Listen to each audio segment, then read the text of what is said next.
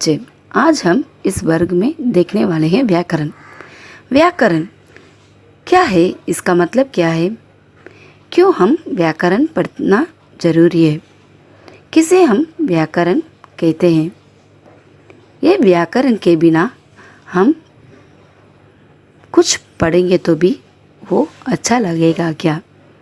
व्याकरण के बिना हम पढ़ सकते क्या? इसके बारे में आज हम चर्चा करेंगे।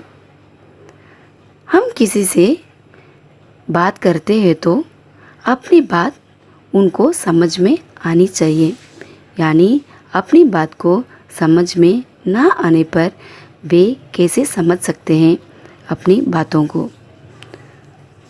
हमारी बातें शुद्ध और सरल होनी चाहिए, यानी शुद्ध होनी चाहिए। इसके लिए हम शुद्ध भाषा बोलनी चाहिए। इसके लिए व्याकरण की बहुत ज़रूरी होती है। व्याकरण के बिना हम बात करना असंभव है। हमारी बातें या लिखने के लिए हम व्याकरण की ज़रूरी करते हैं। व्याकरण के बिना हम कुछ भी लिख नहीं सकते। जब हम लिखेंगे तो एक व्याकरण को हम छोड़कर लिखने पर हमारी वाक्य पूरी नहीं हो सकती है। व्याकरण के अनुसार ही हम व्याकरण के अनुसार कुछ भी कर सकते हैं, कुछ भी लिख सकते हैं, बात कर सकते हैं। हमारी बात किसी को भी समझ में आ सकती है। इसीलिए व्याकरण बहुत ज़रूरी होती है। व्याकरण के अनुसार ही हमें मालूम होता है ये वाक्य लिंग है या वचन में आ रही है, या विशेषण है, या संज्ञा का रूप लिया है, या कारक का रूप लेकर आ रही है। इसे समझकर अपनी भाषा को हम लिखते हैं और पढ़ते हैं और बात करते हैं। हम इस संसार में रहते समय हम कुछ नियमों का पालन करना चाहिए। जैसे हमारे घर की बिजली की भाड़ा हम जमा करने जाएंगे तो वहाँ कुछ नियमों हमें पालन करना चाहिए। सरकारी ऑफिस पर आप गए तो आपको कुछ नियमों का पालन वहाँ करना चाहिए। सड़क में आप चलते समय या गाड़ी चलाते समय आपको कुछ नियमों का पालन करना चाहिए। इसी तरह व्याकरण में भी हमें कुछ नियमों का पालन करनी चाहिए। इस नियमों का पालन हम करने पर हमारी वाक्य शुद्ध और सरल भी हो सकती है। हमें इसकी परिभाषा अब देखेंगे। वह शास्त्र जिसमें हम किसी भी भाषा को शुद्ध बोलने, लिखने और पढ़ने का ज्ञान प्राप्त करते हैं उसे हम व्याकरण कहलाते हैं। अभी हमें मालूम हो चुका है हमारी भाषा शुद्ध बोलना, लिखना, पढ़ने के लिए या हम कुछ भी करने के लिए, लिखने पढ़ने के लिए हमारी भाषा शुद्ध होनी चाहिए। यही है इसकी परिभाषा। अब व्याकरण को हम 3 विभाग में बांटे जाते हैं। इसमें पहला है वर्ण विचार। पहला क्या है? वर्ण विचार। दूसरा है शब्द विचार और तीसरा है वाक्य विचार। ये वर्ण विचार हमें मालूम है, हिंदी में हमें वर्णमाला हम पढ़ चुके हैं। हम छोटे बच्चे से पढ़ते हैं ये वर्णमाला को। वर्णमाला का 2 प्रकार है, हमें मालूम है, स्वर और व्यंजन। इसके बिना हम कुछ शब्द भी नहीं लिख सकते हैं। अच्छा, अब हम वर्ण विचार छोड़कर आएंगे शब्द विचार में। शब्द विचार, ये शब्द क्या है? ये शब्द का एक बड़ा लेसन है, मैं बाद में आपको सिखाऊंगी। आप इसके बारे में थोड़ा जानकारी हम ले लेंगे। इसमें शब्द विचार में हम विभक्ति शब्द को हम व्युत्पत्ति उत्पत्ति के रूप में देखा जा सकते हैं। रूट, योगी, योगी रूट, तत्सम, तद्भाव, देशी और विदेशी के रूप में हम देख सकते हैं। और शब्द को हम कहते हैं विकारी शब्द, अविकारी शब्द भी हम कहते हैं। अच्छा, वाक्य विचार। वाक्य विचार कैसे किया जाता है? हमें मालूम है एक वाक्य हम लिखने पर हमें किस किस पर ध्यान देनी चाहिए। एक वाक्य अच्छा होने पर उस वाक्य को कहाँ शुरू करना है, कहाँ अंतिम करना है और कहाँ विराम चिन्हों की प्रयोग करना चाहिए, इसके बारे में हमें पूरे जानकारी होना चाहिए। तभी हमारे वाक्य बहुत अच्छी तरह से हम दूसरों को प्रकट कर सकते हैं। विचार की विधि को हम देखेंगे। वर्ण विचार, वर्ण के आकार, लिखने की विधि, वेद तथा उनके आचरण आदि पर विचार किया जाता है। हमें मालूम है वर्ण विचार का 2 प्रकार होते हैं, वो क्या क्या है? स्वर और व्यंजन। इसके बिना हम वाक्य को लिख भी नहीं सकते हैं, कुछ भी कर नहीं सकते हैं। शब्द विचार, शब्द विचार 2 प्रकार के माने जाते हैं। अविकारी शब्द विकारी शब्द में माने जाते हैं। हमें मालूम है शब्द विचार शब्द के भेद, विपत्ति और रचना आदि के विषय पर विचारण किया जाता है। इसे हम वर्ण विचार कहते हैं। अब हम देखेंगे वाक्य विचार। वाक्य विचार की रचना उनकी भेद, विराम चिन्ह आदि पर विचार किया जाता है। इसे हम वाक्य विचार कहते हैं। इस व्याकरण द्वारा हम आज पढ़ेंगे लिंग और वचन। क्या पढ़ेंगे हम आज? हमारा टॉपिक है लिंग और वचन। पहला हम जानेंगे लिंग के बारे में। लिंग की परिभाषा इस तरह होती है, जिन शब्दों से किसी लिंग, पुरुष या स्त्री होने का बोध हो उन्हें लिंग कहते हैं। जैसे लड़का, लड़की, नर, नारी। लिंग के 2 भेद होते हैं।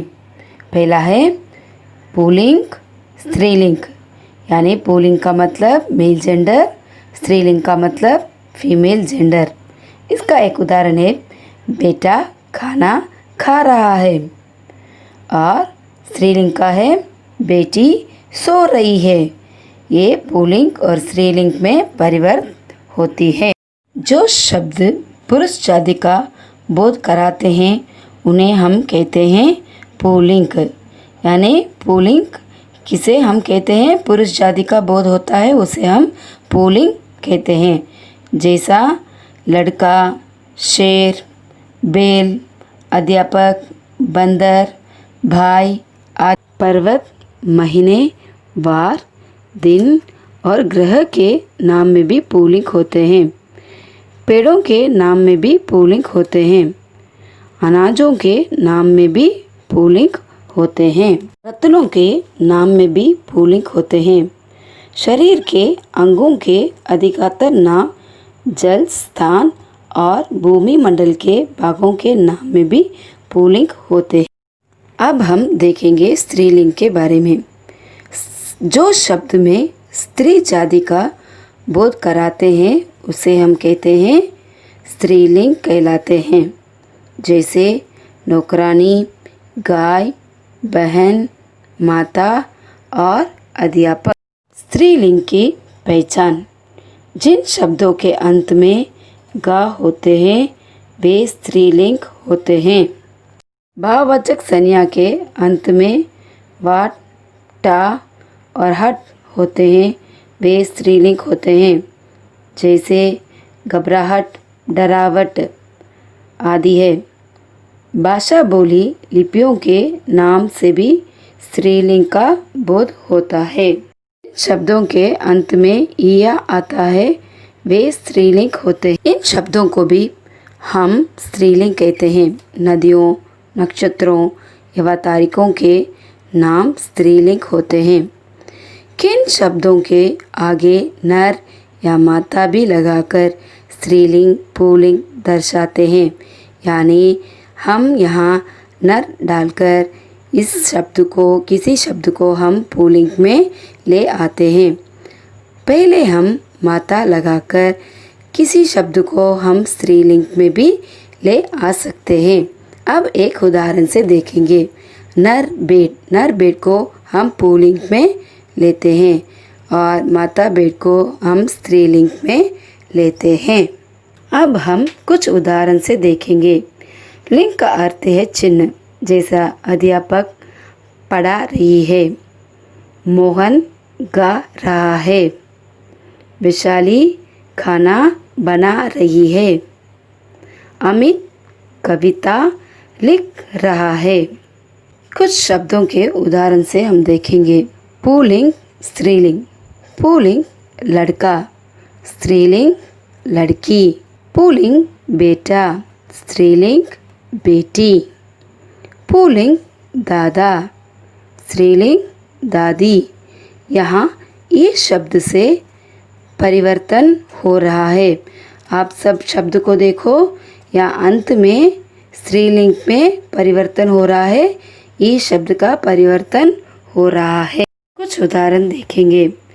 पुल्लिंग में बूढ़ा और स्त्रीलिंग में बुढ़िया। पुल्लिंग में कुत्ता और स्त्रीलिंग में कुतिया। पुल्लिंग में बेटा, स्त्रीलिंग में बेटियां। यहाँ या शब्द से परिवर्तन हो रहा है। आप ये स्त्रीलिंग का शब्द में पूरा देखेंगे तो भी अंत में क्या हो रहा है, यहाँ या शब्द में परिवर्तन हो रहा है।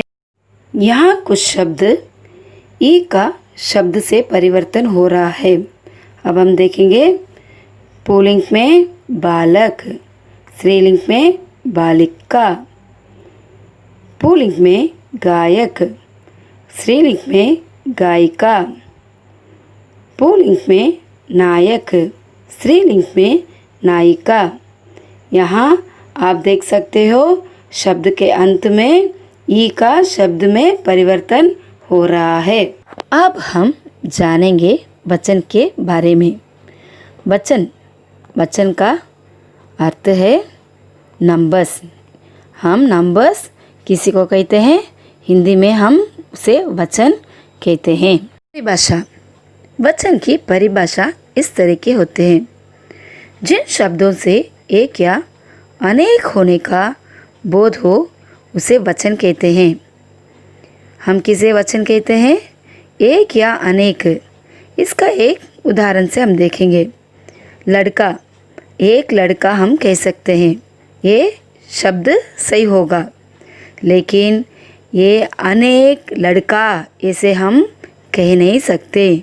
यानी एक लड़का सही होगा तो अनेक लड़के के बारे में यहाँ हम कह नहीं सकते हैं, क्योंकि इसका एक नियम होता है। उसके बारे में हम पीछे देखेंगे। हम वचन की परिभाषा देखे थे। अब हम देखेंगे वचन कितने प्रकार के होते हैं।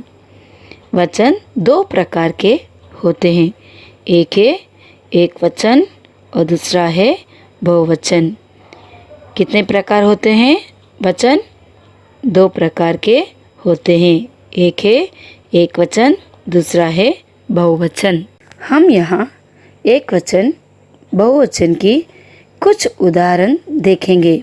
लड़का, यानी लड़का मैं पहले कही थी आपको, लड़का एक वचन में आती है और अनेक लड़का हम कह नहीं सकते, इसीलिए हम यहाँ कह सकते हैं लड़के। लड़का एक वचन में आती है और बहुवचन में लड़के होते हैं।